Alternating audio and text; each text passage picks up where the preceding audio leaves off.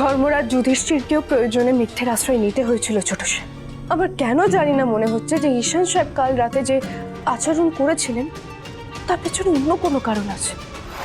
ছোট সাহেব আর ঈশান সাহেবের মধ্যে কাল রাতে যে ঝগড়াঝাটি হয়েছে সেই ব্যাপারে ছোট ম্যাডাম সবটা জানতে পেরে গেছে। এখন ছোট ম্যাডাম যাচ্ছেন দেবীমাকে সবটা জানাতে। কি বলছো কি কুসুম? এই ঘটনা তো শুধু আমরা চারজনে জানতাম, কাকি মনে জানলো কি করে? এই পরিবারের সবাই মেঘা ম্যাডামকে বিশ্বাস করে। মেঘা ম্যাডাম কিভাবে ছোট ম্যাডামকে উস্কানি দিয়েছেন সেটা এক্ষুনি কাউকে জানানো যাবে না, সেটা ঠিক হবে না। আমাকে অপেক্ষা করতে হবে।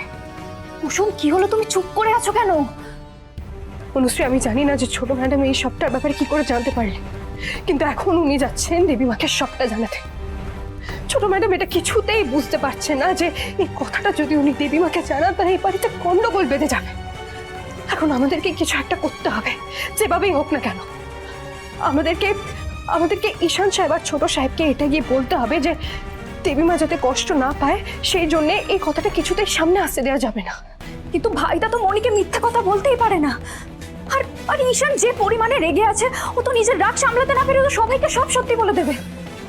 আচ্ছা, মুশকিলে পড়ে গেল। মুশকিল দেখে ভয় পেলে আমাদের চলবে না। এই মুশকিলের উপায় আমাদের খুঁজে বের করতে হবে, যেভাবেই হোক না কেন। আপনার আর ঈশান সাহেবের মধ্যে যে ঝগড়াটা হয়েছে সেই ব্যাপারে দেবীমা জানতে পেরে গেছে, আর এখন দেবীমা আপনাদেরকে নিচে রাখতে পারে। তিনি যদি আপনাদেরকে এই ঝগড়ার বিষয়ে জিজ্ঞেস করেন তাহলে দয়া করে আপনি কিছু বলবেন না। দেখো কুসুম, মায়ের কানে এই পুরো বিষয়টা গেল কি করে সেটা আমি জানি না, কিন্তু মা যদি আমাকে প্রশ্ন করে আমি কিন্তু তাহলে সত্যি কথাই বলবো, কারণ ঈশানের আবার কড়া শাসনের প্রয়োজন। আমি জানি যে ঈশান সাহেব যেটা করেছেন সেটা ভুল করেছেন ছোট সাহেব, কিন্তু সত্যিটা যদি দেবীমা জানতে পারেন তাহলে উনি খুব কষ্ট পাবেন। আর আমি মাকে মিথ্যে কথা বলতে পারবো না, এবং সেটা আমি বলবোও না, এটাই ফাইনাল। সত্যি বলে আপনজনদেরকে কষ্ট দেওয়াটাও সঠিক পথ নয় ছোট সাহেব, মাঝে মাঝে মিথ্যে কথাও বলতে হয়। তুমি আমাকে যেটা করতে বলছো কুসুম, আমি কিন্তু সেটা ছোটবেলা থেকে ঈশানের জন্য করে আসছি, কিন্তু আর নয়। আমি তো আপনাকে ঈশান সাহেবের জন্য কিচ্ছু করতে বলছি না, কিন্তু আপনি দেবীমার জন্য এটুকু করতে পারবেন না? ছোট সাহেব, আপনি বুঝতে পারছেন না যে দেবীমা যদি সত্যিটা জানতে পারেন তাহলে উনি ভীষণ আঘাত পাবেন, আর আপনি চান যে দেবীমা আঘাত পাক। আর কুসুম, তুমি আমাকে যেটা করতে বলছো, মানে আমি যদি মায়ের কাছে সমস্ত সত্যিটা জেনেও আড়াল করে রাখি তাহলে কিন্তু মা আরো বেশি আঘাত পাবে। কুসুম, আমি সেটা পারবো না। তুমি এখান থেকে চলে যাও। আর তুমি যেটা আমায় করতে বলছো আমি করতে পারবো না। বারবার একই কথা বলো না, আমার খারাপ লাগছে। ধর্মরাজ যুধিষ্ঠিরকেও প্রয়োজনে মিথ্যের আশ্রয় নিতে হয়েছিল ছোট সাহেব। আশা করি আপনি সেটা ভুলে যাননি।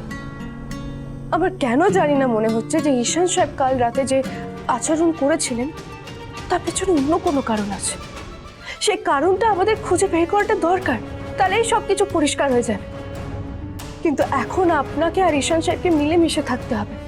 আপনারা ঠিক যেমন আগে ছিলেন তাহলে খুবই ভালো হয়, না হলে আপনারা যেটা ভালো বোঝেন সেটাই করুন। কুসুম, তুমি যেটা ভাবছো সেটাই যে সবসময় ঠিক, এই ধারণা কিন্তু ভুল। আমি যেটা ভাবছি সেটা যদি ভুল প্রমাণিত হয় তাহলে সব থেকে বেশি খুশি আমি হব ছোট সাহেব। আর ঠিক ভুল জানার আগে এই ব্যাপারটা একটু গোপন রাখার চেষ্টা করবেন।